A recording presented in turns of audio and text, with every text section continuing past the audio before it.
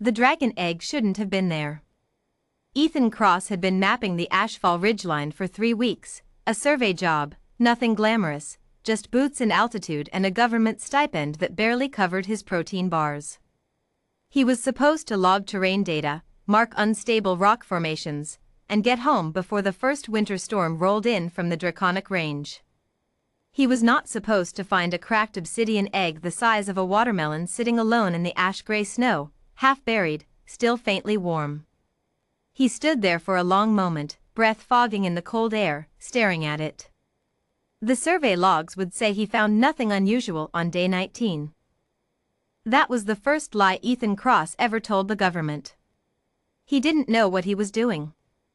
That was the truth he kept returning to as he built a makeshift heat cradle from his emergency thermal blanket and the smallest compartment of his pack. He was a geomorphologist. He studied rocks.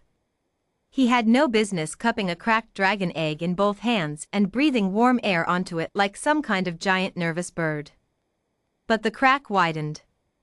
And a sound came out, thin, rasping, exhausted, that hit him somewhere behind the sternum with the force of a falling boulder. "Okay," he said to no one. "Okay. We're doing this." The hatchling that emerged 2 hours later was the size of a house cat and looked significantly less majestic than every dragon carving Ethan had ever seen in a museum. She was gray-black with patches of dried membranes still clinging to her scales, her wings folded wrong, her 4 legs scrambling on the thermal blanket like a newborn deer on ice. Her eyes, when they finally opened, were the deep molten orange of cooling lava, enormous, unfocused, and fixed on Ethan's face with an intensity that made him feel suddenly, irrationally accountable. She opened her mouth. She said. Ethan blinked. "What? She blinked her enormous eyes. Tried again, more firmly. "Dad." Ethan Cross, geomorphologist, unmarried, owner of one dying succulent named Gerald, sat in the ash-gray snow on the Ashfall ridgeline and felt the entire trajectory of his life quietly reroute itself. "Oh no," he said softly. She headbutted his chin. He named her Ember. It felt like the only honest thing to call her, this small, cold dark creature who radiated heat like a banked furnace and left small scorch marks on everything she touched. She fit in his pack with her head sticking out, watching the mountain pass by with the focused intensity of someone who had just discovered that the world was enormous and personally interesting. The descent took 2 days. Ember spent most of it either sleeping on Ethan's chest, disconcertingly warm, disturbingly heavy for her size, or trying to eat his survey equipment. "That's a compass," he told her. She bit it anyway. "It was a compass," he said. She looked completely unrepentant. By the time they reached the valley town of Grey March, Ethan had come to understand 3 things about Ember. 1, she was frighteningly intelligent. She watched his hands when he worked, mimicked his expressions, and had already learned to associate the word no with a game called How Fast Can I Do the Thing Before He Says It Again. 2, she had decided, with the absolute unquestionable certainty that only a newborn creature can possess, that Ethan Cross was hers. 3, she was completely alone in the world. He confirmed that last part at the Grey March Ranger Station, where a grizzled woman named Station Chief Orvin looked at Ember, looked at Ethan, and said flatly, "That's a ridgeback drakling. They're pack bonders. Whoever they imprint on first becomes their anchor." "She said Dad," Ethan said. He wasn't sure why that kept coming back to him. Orvin's expression softened, just slightly. "Yeah. They do that." She paused. "The nest she came from, we've been watching that ridge. The mother was killed 4 months ago. Poachers. We didn't know there was an egg still viable." Silence settled in the small station office. Ember, sitting on Ethan's shoulder with her tail curled around his neck for warmth, made a small sound, not quite a chirp, not quite a growl. Something in between. Something that sounded, Ethan thought, like a question mark. He reached up and pressed 2 fingers gently against her side. She leaned into them and closed her eyes. "What happens to her?" Ethan asked. If I hand her over to, I don't know, wildlife services. A sanctuary. Orvin was quiet for a long moment. Pack bonders that lose their anchor in the first year usually don't survive. Not physically. They just stop engaging. Stop eating. Ethan looked at the ceiling. The ceiling was not helpful. I study rocks, he said. For a living. I live in a 2-bedroom apartment in Caldwell City. I don't know anything about raising a dragon. Nobody does, Orvin said, until they do. Ember opened one molten eye, looked directly at Ethan, and said, with perfect small voice clarity, Dad. Stay.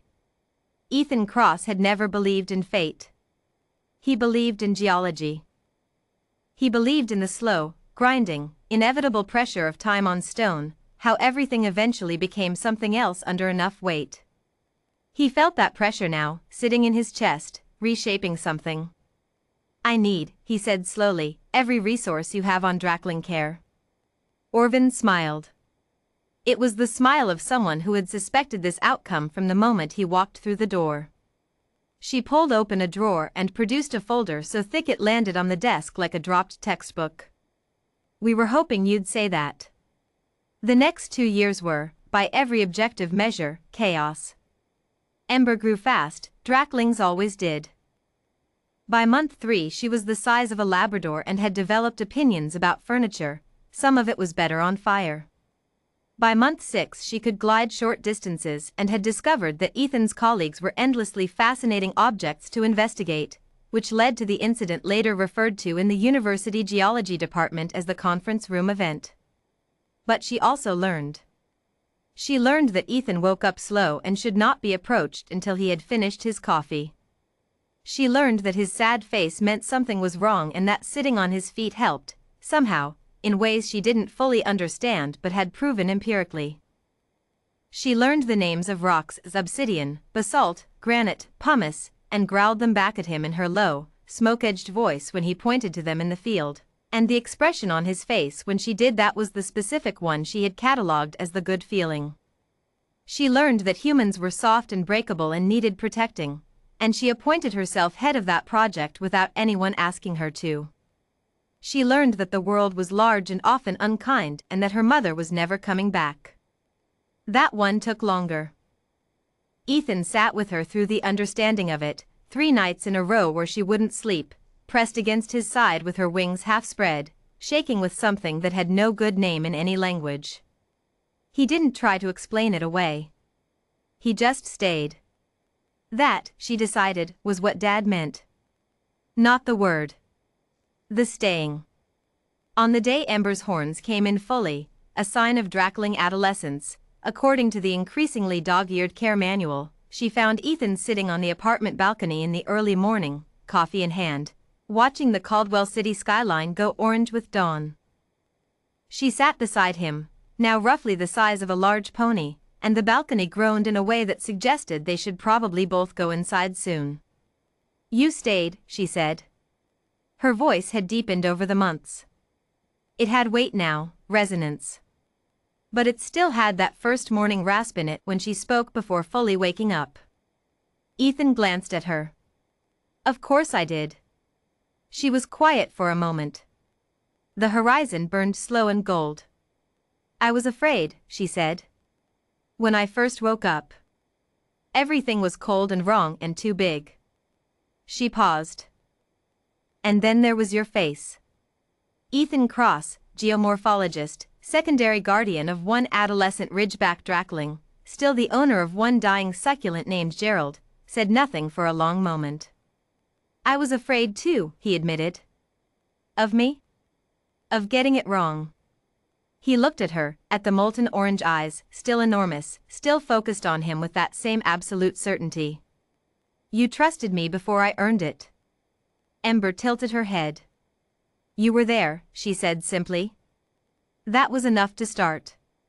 Below them, Caldwell City woke up in pieces, lights flickering on, distant traffic, the smell of bakeries opening. An ordinary morning. Unremarkable to anyone watching from the outside. Ethan Cross reached over and pressed 2 fingers against Ember's side, the same way he had in the ranger station 2 years ago. She leaned into them and closed her eyes.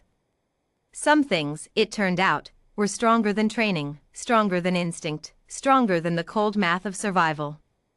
Some things were just a human who stayed.